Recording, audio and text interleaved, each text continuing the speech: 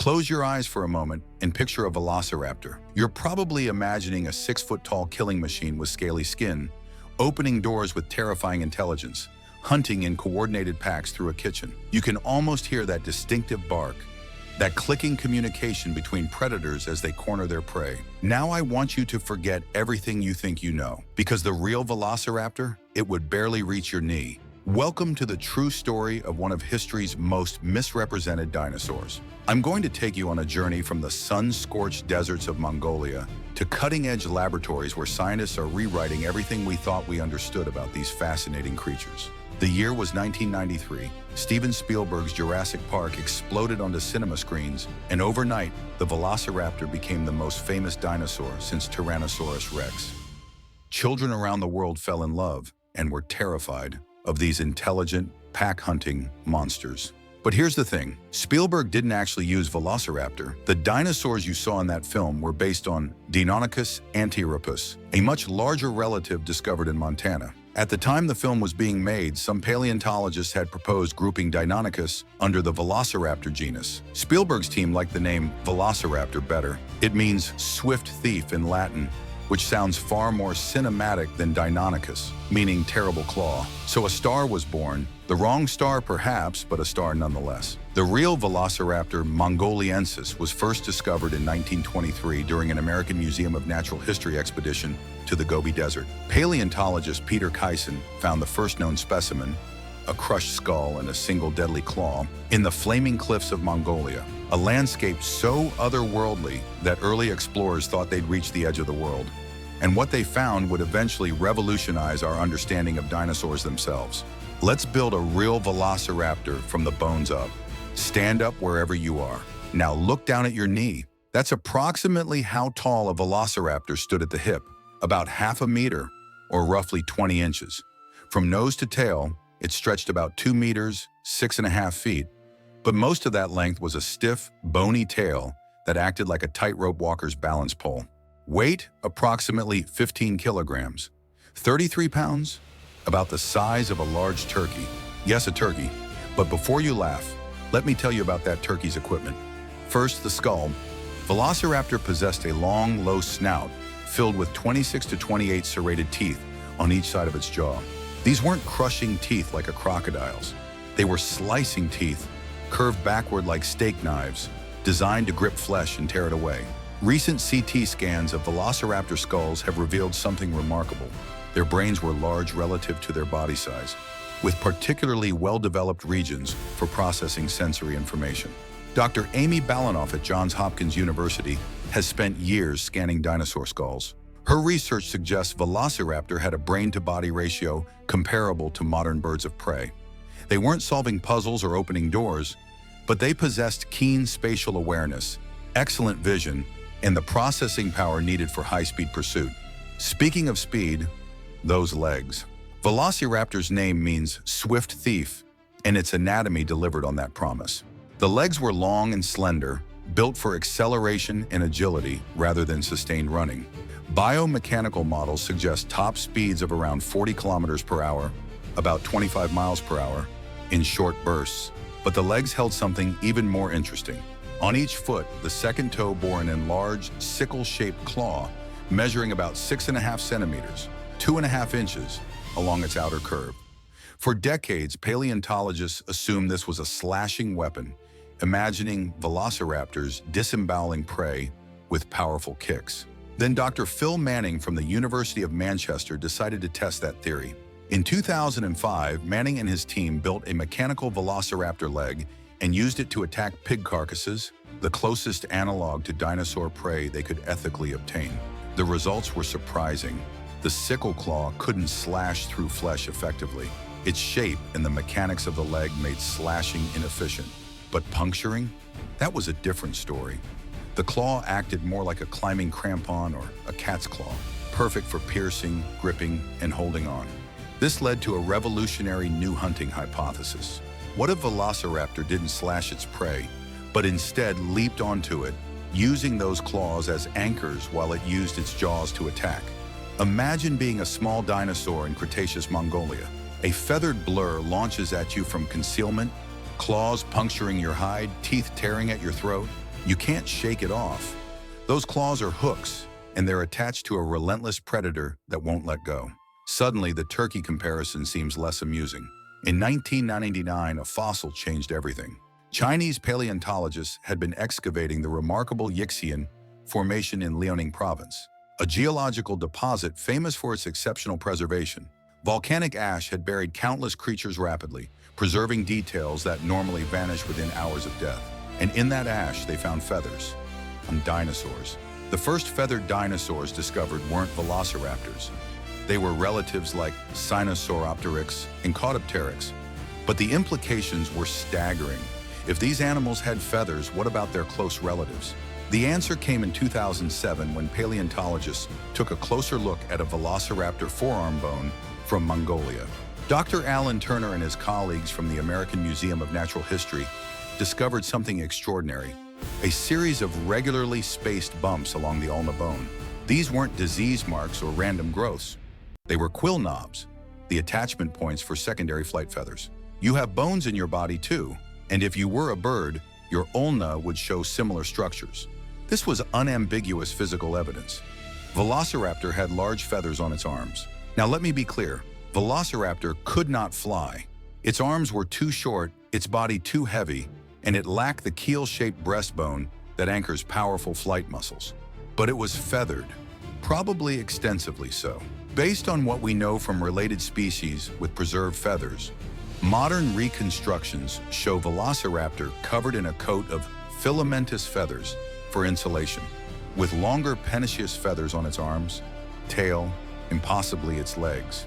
Think less scaly reptile and more murder turkey from hell. Why feathers if not for flight? This question opens fascinating windows into Velociraptor's life. Feathers serve many purposes beyond flight. Insulation would help regulate body temperature, and there's growing evidence that dromaeosaurids like Velociraptor were warm-blooded, or at least had elevated metabolisms compared to their larger relatives. Feathers also serve for display. Modern birds use their plumage for species recognition, territorial displays, and mate attraction. There's no reason to think dinosaurs were any different. Perhaps male velociraptors sported elaborate feathered displays to attract females, or raised their arm feathers in threat displays against rivals. Dr. Julia Clark at the University of Texas has studied how dinosaurs might have used their feathers for communication. Her research on melanosomes, tiny structures that contain pigment, suggests many feathered dinosaurs were colorful. While we don't have direct evidence for Velociraptor's coloration, its relatives show patterns of stripes, spots, and iridescence. Close your eyes again. Replace that gray, scaly movie monster with a creature dressed in patterns of rust red, cream, and black, feathers gleaming in the Mongolian sun, tail feathers spreading in display as it calls to potential mates. The real Velociraptor was almost certainly more beautiful than anything Hollywood imagined. In 1971, a Polish-Mongolian paleontological expedition made one of the most remarkable discoveries in the history of dinosaur science. Buried in the sandstone of the Gobi Desert, they found two dinosaurs locked together in combat, frozen in time for 74 million years. The specimen became known as the fighting dinosaurs, and it tells a story of predation, desperation, and sudden catastrophe. On one side, a velociraptor, its right arm grasped firmly in the beak of its opponent, its left foot extended, sickle claw embedded deep in the neck of its prey. On the other side, a Protoceratops, a sheep-sized herbivore with a powerful parrot-like beak. That beak clamped down on the velociraptor's arm with crushing force. Neither survived. What happened? The most widely accepted theory involves a sandstorm or collapsing dune. The Gobi Desert 74 million years ago was an e-argy, a vast sandy desert similar to portions of the modern Sahara. The animals were likely buried alive during their struggle, perhaps by a sudden sandslide or a severe dust storm. But the fossil tells us so much more than just the story of two deaths. Look at the velociraptor's position. That sickle claw isn't slashing at the Protoceratops' belly. It's embedded in the neck, positioned near major blood vessels. This supports the puncture and hold hunting hypothesis. The velociraptor was trying to pierce vital structures while clinging to its prey. The Protoceratops wasn't passive either. This herbivore was fighting back with everything it had, demonstrating that predator-prey relationships weren't simple affairs of overwhelming force. Even a relatively small predator like Velociraptor took significant risks when hunting. Dr. David Hone at Queen Mary University of London has studied this fossil extensively. His analysis suggests the Velociraptor attacked from the side, possibly leaping onto the Protoceratops' flank. The Protoceratops turned its head and caught the predator's arm in its beak, a defensive move that may have been instinctive for these animals. This specimen raises an important question. Was Velociraptor a solitary hunter, or did it hunt in packs? Hollywood loves the pack hunting narrative. Intelligent dinosaurs coordinating attacks, communicating with each other, bringing down prey many times their size through teamwork. The evidence is complicated. We have trackways showing multiple dromaeosaurids moving together, but trackways can be made hours or days apart. We have bone beds with multiple individuals, but those could result from many causes: drought, flooding, mass death events unrelated to hunting.